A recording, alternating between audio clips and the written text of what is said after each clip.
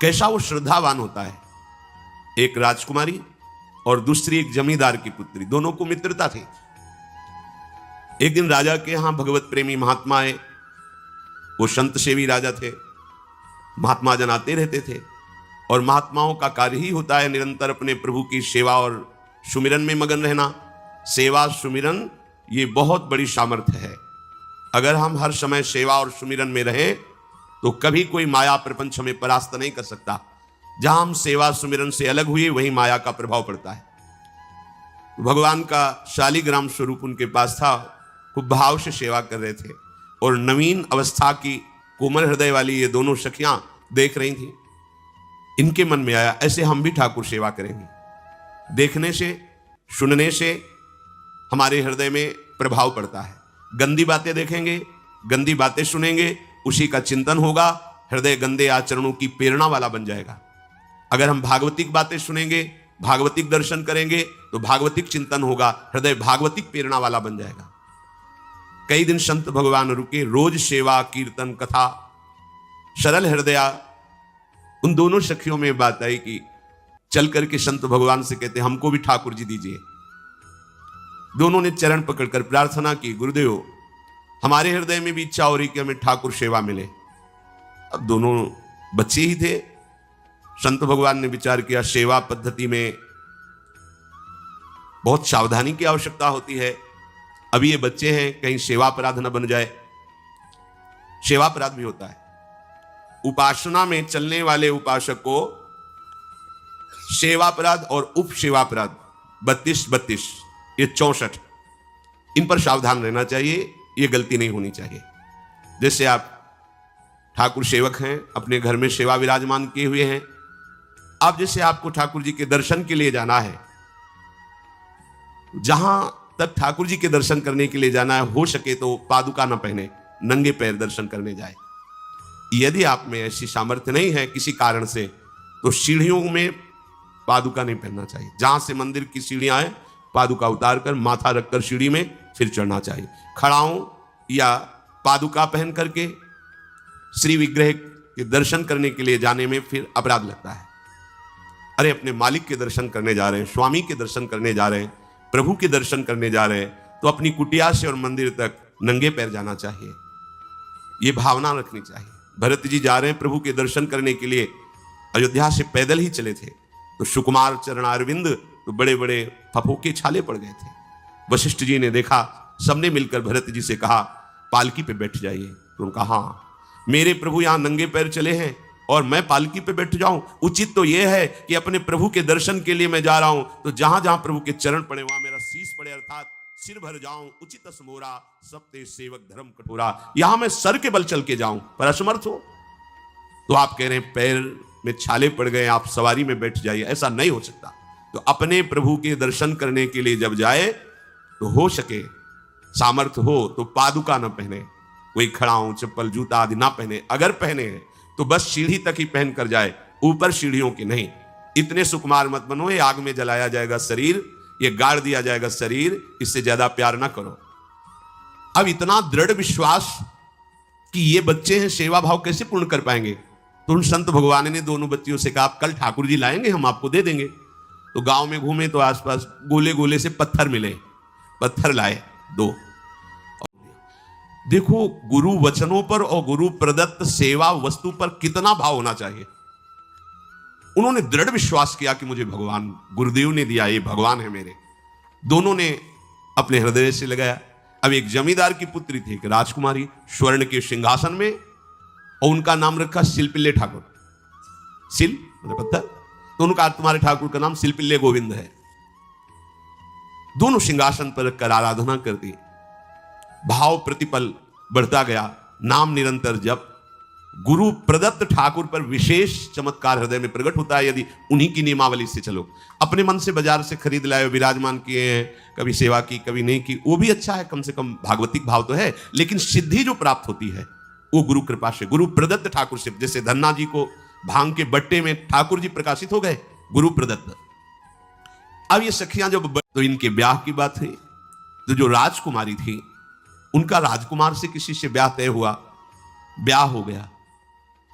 अपने माता पिता से जब विदाई ली तो अपने ठाकुर जी को जो सिंहासन में थे, सिंहासन से एक सुंदर पेटी में से और गोद में रखकर, और अंदर ही अंदर जल रही है कि प्रभु मैंने प्रीतम आपको माना है, संसार के व्यवहार में ये प्रीतम बना हुआ है, पर प्रभु हमारे प्रीतम दो नहीं हो सकते, हमने हृदय से आपको माना। इसी विचार में वो बड़ी उदास है। पहले पालकियों में ऐसा राज सैनिक चल रहे हैं, पालकियों में वो बहू जा रही है और राजकुमार घोड़े पर। राजकुमार बार बार पालकी के समीप जाता, दर्शन करने की इच्छा होती है ना, तो उदास देखता, मन में बड़ी गिलानी हुई। उसने कहा, एक नदी थी, उसने कहा यहां हम थोड़ी देर विश्राम करना चाहते हैं, राजकुमारी की पालकी रखी जाए और सैनिक दूर खड़े हो। तो राजकुमार वैसे ही आज्ञा हुई। तो बात करना चाहते हैं, पर वो ना देखती है और ना बात करती है, और इतना सुंदर रूप, क्योंकि ब्रह्मचारिणी और भगवत आराधना।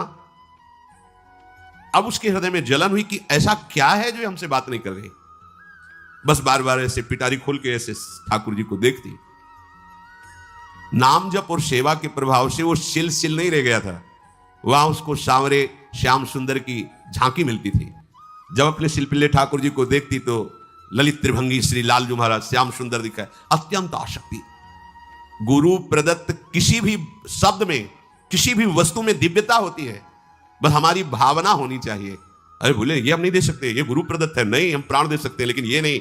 जिसका गुरु वचन पर, गुरु प्रदत्त वस्तु पर, गुरु प्रदत्त ठाकुर पर दृढ़ निष्ठा हो गई, वही सिद्ध हो जाता है। अब उसने समझ लिया कि पिटारी में जो कुछ है यही हमारे और राजकुमारी के बीच में बाधा है। दो चार दासियों को बुलाया और कहा इनको बातों में उलझाओ, पिटारी पीछे हमें दो। और प्रवीण दासियां उनको विनोद भाषा में, हंसी मजाक में बात, लेकिन वो उदासीन। धीरे से गोद में पेटी थी, ले ली, हम लिए हुए हैं, अब बातचीत में सारा, और पेटी उनको दे दी। राजकुमार ने राजकुमारी से कहा यही पेटी तो हमारे आपके बीच में बात हो, फेंक दी नदी में। अब तो जो उसके हृदय में पीड़ा हुई, भारी व्याकुलता। अब राजकुमार सैनिकों के साथ तुरंत पालकी उठवाई, मैं ले गया, पर वो आसक्त है, इतनी सुंदर राजकुमारी, क्योंकि भागवतिक तेज से संपन्न में आकर्षण होता है। राजकुमारी ने कहा यदि हमारे ठाकुर नहीं तो मैं नहीं, आज से अन्न जल त्याग, प्राण त्याग दूंगी अगर हमारे ठाकुर जी हमारे समीप नहीं तो। आज से एक बूंद पा कैसे पिए, अपने ठाकुर को भोग लगा के पाला है और ठाकुर जी फेंक दिए गए। भारी व्याकुलता, जैसे मीरा जी कहते दृश्य बिन दुख न लागे, नहीं, न रात में नींद है न दिन में अन्न जल है, व्याकुलता। अब भयभीत हो गया राजकुमार। पूरा महल इस विषाद से हो गया कि अगर नवीन राजकुमारी प्राण त्याग देती है तो क्या होगा लोक समाज में, कि अभी नवीन राजकुमारी गई, ये लोग ऐसे निर्दयी हैं कि ऐसा व्यवहार किया कि उसने प्राण त्याग दिया। राजकुमार घुटने में आ गया, घुटने टेक कर राजकुमारी से कहा मैं तुम्हें दुखी नहीं करना चाहता, पर मैं तुमको छोड़ भी नहीं सकता। अब हमें आप वो उपाय बताओ जिससे आप मुस्कुरा दो, आप प्रसन्न हो जाओ। तो उनका, हम अपने ठाकुर के बिना जीवित नहीं रह सकती, यदि आप हमें जीवित देखना चाहते तो हमारे ठाकुर जी ला के दो। हमारी भागवतिक निष्ठा ऐसी होनी चाहिए कि जो गुरु जी ने मंत्र दिया है, जो गुरु जी ने उपासना दी है, उसमें दृढ़ विश्वास होना चाहिए। हमारे अंदर किंचन मात्र फिसलाव नहीं होना चाहिए। और आगे जो महामहिम सूत्र है, जब तक हमारा मन प्रभु में समर्पित ना हो जाए तब तक पाप होने की संभावना होती है, बड़े बड़ों से चूक हो जाती है। इसमें यह नहीं कहा जा सकता कि हम इतने वर्ष से साधन में लगे हमसे चूक नहीं होगी, ये तो भूल जाना। बड़े बड़ों से चूक करवा देना माया का कार्य होता है, पर जिनका मन प्रभु को समर्पित हो गया है उनसे चूक नहीं हो सकती। इसलिए जो अगला सूत्र वर्णन किया कि जितने भी पापाचरण होते हैं वो सब मेरे से होते हैं, ऐसा उपासक दृढ़ निश्चय करे। ऐसा नहीं कि पापाचरण भगवान से, भगवान करा रहे हैं। जैसे लोगों का एक प्रश्न होता है कि जब सब कुछ भगवान करा रहे हैं, भगवान की इच्छा के बिना पत्ता भी नहीं हिलता, तो जो हम पापाचरण, गलत आचरण, वो भी तो भगवान ही करा रहे हैं। इस विषय को समझना है।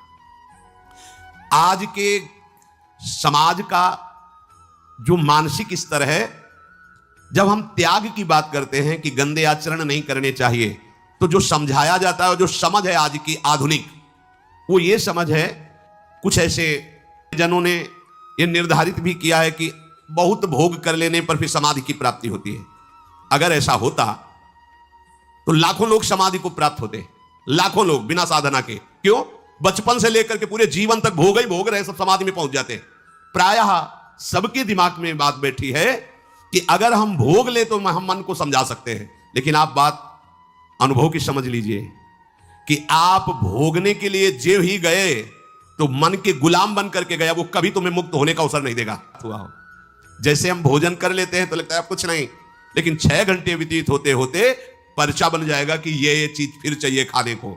ऐसे ही कोई भोग भोगने के बाद कुछ क्षण के लिए उससे विरति हो जाती है, ठीक है, लेकिन फिर कुछ मिनट होने के बाद फिर नई स्फुरणा, नया संकल्प, नई क्रिया, नई भोग वासना सब हृदय में देख लो। इसके लिए किसी और से सलाह लेने की जरूरत नहीं।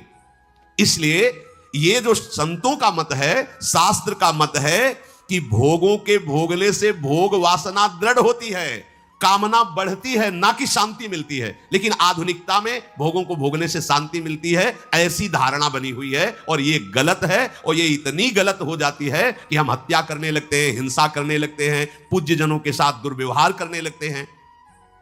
आज तक भोगों में इति नहीं हुई।